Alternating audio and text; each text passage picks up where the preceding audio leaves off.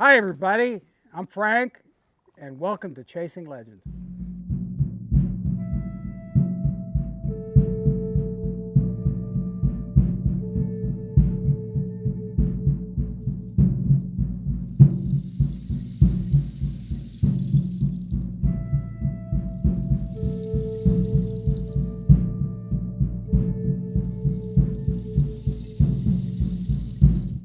Welcome back to Chasing Legends.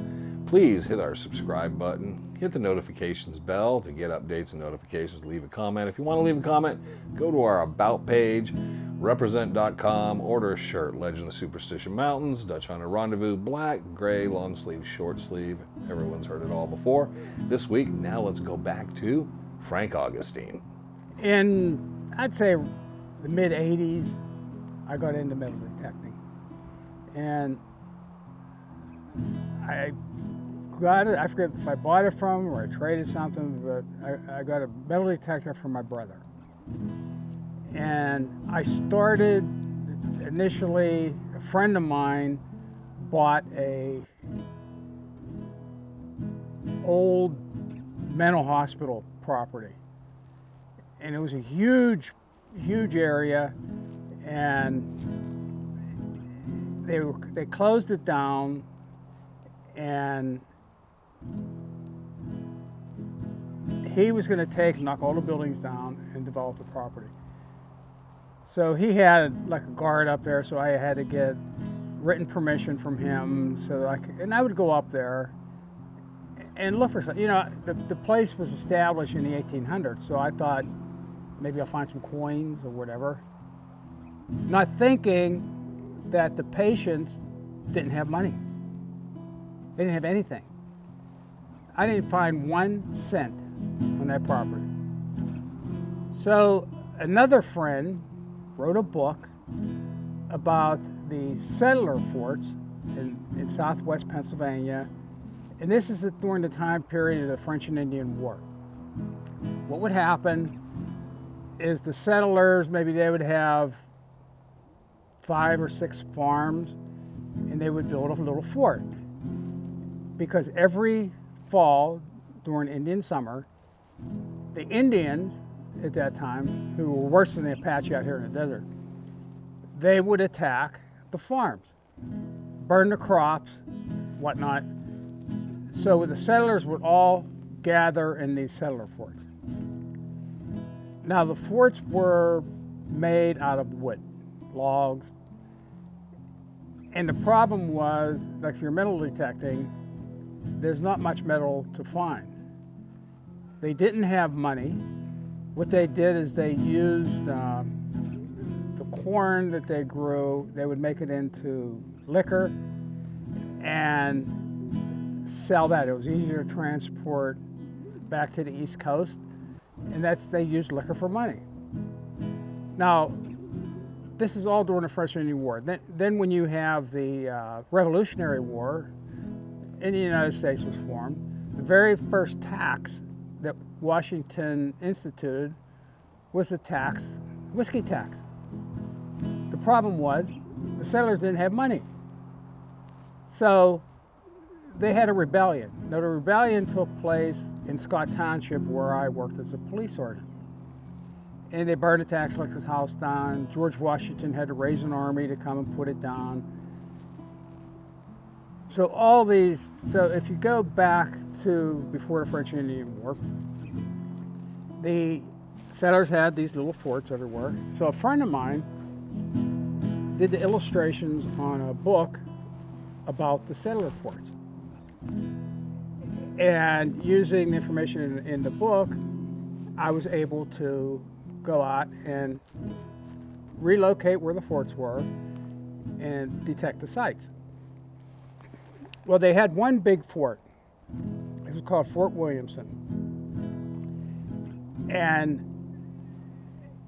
at that fort, they had a spring house. It wasn't huge, it was a small one. Later in the 1800s, it became a farm. So the only thing left from the fort was this spring house. And then around maybe 1880, 1885, a tornado hit the farm and blew the farmhouse into a million pieces all over the place. And the farmhouse had like a tin roof. There's pieces of scrap metal all over the place. So I went there, and at this time, it's out in the woods.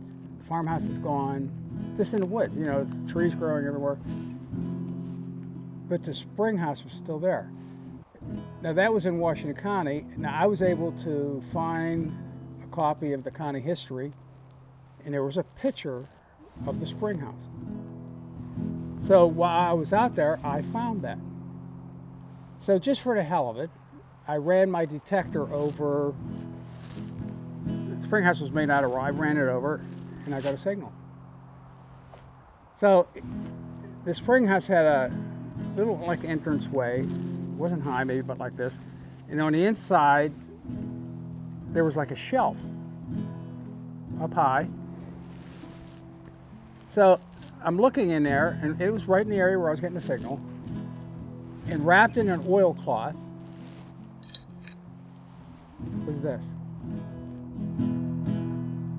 Now this is a tomahawk from the French and Indian War.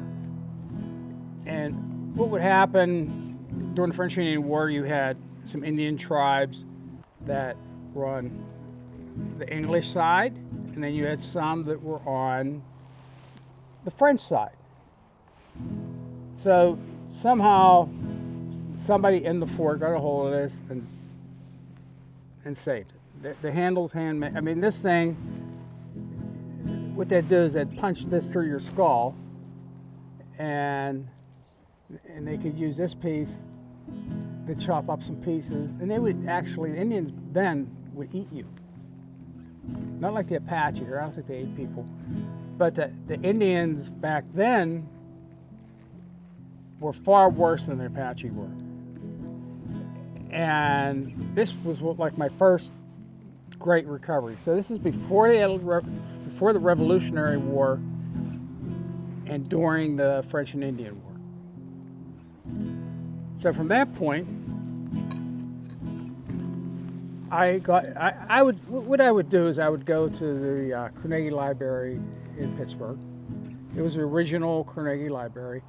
And they have a section with county histories that go back to when all these counties were established. They had books in there that were literally falling apart. And I would go through them looking for things that I could go look for with a metal detector. Well, I came across a story, and the story takes place during the Civil War. Now, a lot of people with this story claim that it's bullshit. I know that it's not. And what the story is about is during the Civil War, they had to ship 50-pound gold bars from Wheeling, West Virginia, over to Philadelphia. And that's exactly when the South was invading Pennsylvania, and they had the big battle of Gettysburg. So they wanted to ship this stuff up north of there and down. The problem was everything up north of there, mountain. So what they would do, they had a couple wagons, and they were taking these wagons up through the mountains, through St. Mary's, down around. They were going to hit the Susquehanna River and float the stuff down. So they loaded up the wagons in Wheeling. The gold bars were painted in like a black tar. They did not tell the troops that were transporting the stuff, except for the lieutenant, what was in the wagon. So they get this wagon up along the ridge line east of St. Mary's, and they got to a point where they just couldn't go anymore with the wagon. So what they did is they took the wagon covering and made some bags. They put some gold bars in the bags, hung them on the mules, and they were going to transport them out like that. Now these bars, keep in mind, they're 50 pounds each, and you have these hand-sewn bags. It was at that point that the troops discovered what they were transporting.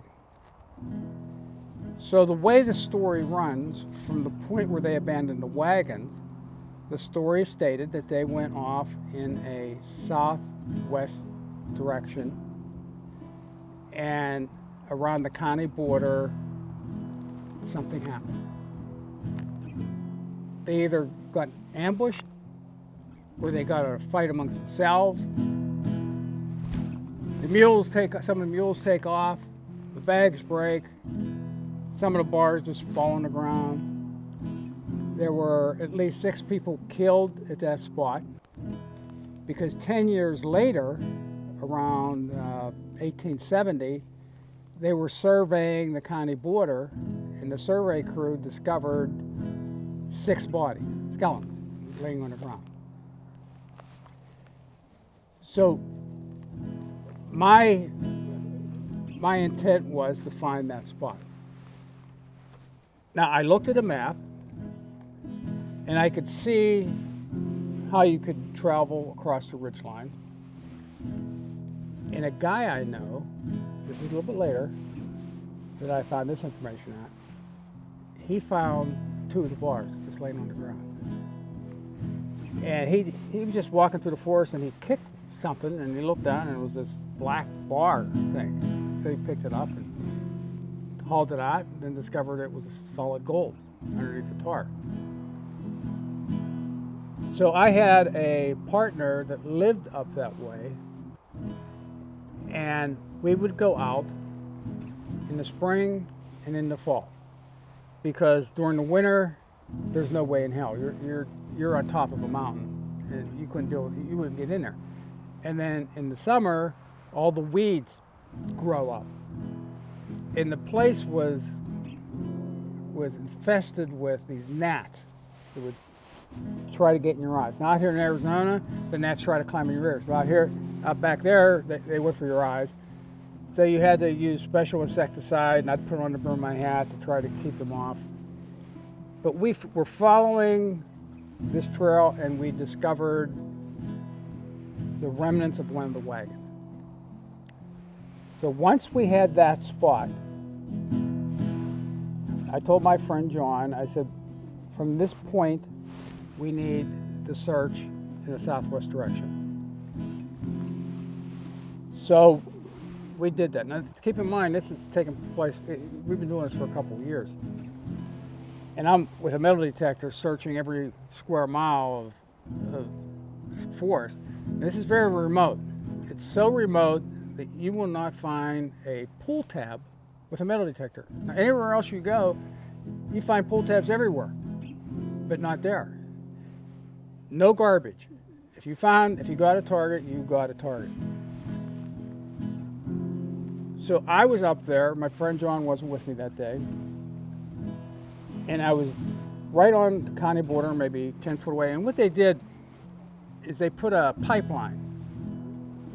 They followed the county border, they dug like a trench, laid the pipe, covered it up. Well, there was a guy that I knew that I had talked to on the internet with, and he told me that a friend of his worked on that pipeline. And when they were digging the trench, they dug up a bunch of skeletons. So I'm searching that spot. And right maybe 10 foot away from where that pipeline was laid, I get a signal.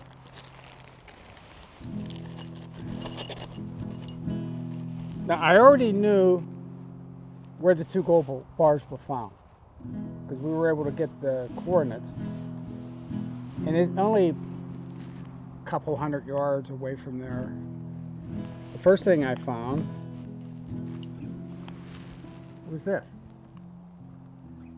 Now, when I first dug this up, if you look at it, I thought it was an old pencil. It's not. It's the end of a ramrod. And what they would do is, when they made a ramrod back then, they would take the wood and they would soak it in kerosene. And that would make it hard and waterproof, chemical proof.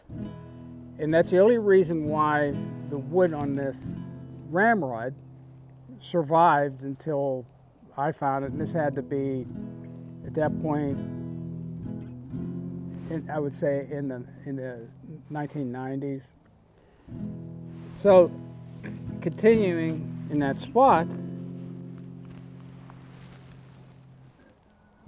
that's part of the trigger guard from the rifle. And then I found this piece. And what this piece is for is a wedge that holds the barrel onto the stock. So I found these 3 pieces. Now what happened, in my opinion, is when the survey crew originally found the skeleton, this rifle is laying on the ground. The wood had rotted off, and when they picked up the barrel, these pieces remained in the ground. They didn't get those. Now years later, while I was working, I'm a retired police sergeant, we had a call from a resident that they found a skeleton in their backyard. And what happened with that incident, this girl bought a shotgun, and she went down into the woods behind this house. It wasn't far away from the house. She took the shotgun and she blew her head off. So 10 years later, the skeleton was discovered, and the shotgun was laying on the ground, and over that 10-year period, the stock had totally rotted off. So it's like a similar type thing. So recently, the FBI, like right now in the news, there's this guy that thinks that he knows where the bars are buried. And the FBI went up there with a huge group of people. They had the Army there, they had an armored truck, they were going up there to recover the gold. They had somebody come in with specialty equipment that sensed that there was something down there. Well, they found that there was nothing there, so they claimed. Now, this guy that I know who started all this, what he did was, when he thought he found where the gold bars were buried, and the reason they would bury them is, how are you going to haul 50-pound gold bars up? Other than the 2 that this guy I know found back in the 1800s, there's like that 1.5 bars that supposedly was found. So they had to stash them somewhere. So like when I was up there searching, that's what I was looking for. But the area on top of that mountain was very rocky, and you had all of these ledges and whatnot, a million places to hide them. So what I would do is go up with a detector. I had a Weiss detector that I ordered extra stems for, with a little coil about this big, so that I could reach up under these ledges and search around. And you had to be careful up there because the area was infested with timber rattlesnakes. And you don't want to go sticking your hand up in those spots. As a matter of fact, one day I was up there with John, and we're metal detecting, and we're like out in the open. We were in a meadow up by where we found the wagon. And I'm just walking, and you get like hypnotized. You're swinging this thing back and forth. And I went to step, and I looked down, and there was this huge timber rattler in a coil. I must have stepped right on it. So I'm like, Christ, I almost got bit by this thing. You get bit by one of those back in those mountains, you're done. So I said, hey, John. Now, John's from up there. And the mountain folk, they do things their way. I said, it's a timber rattler over here. So he comes over and he gets a piece of bush and he's beating the snake. Now, keep in mind, it's still cold up there. So when it's cold, the snakes can't really move that much. So he's beating this thing. He said, there, it's dead. So I started metal detecting. I almost stepped on it again. So he come over, and I had a shovel, and he took the shovel, and he whacked it with the shovel. Then he grabbed the tail and ripped the rattle off. He said, "You found it, it's yours." He handed me this rattle. I still have it. As a matter of fact. But you got to be careful. I just have this thing with snakes, because even out here, I have issues with snakes.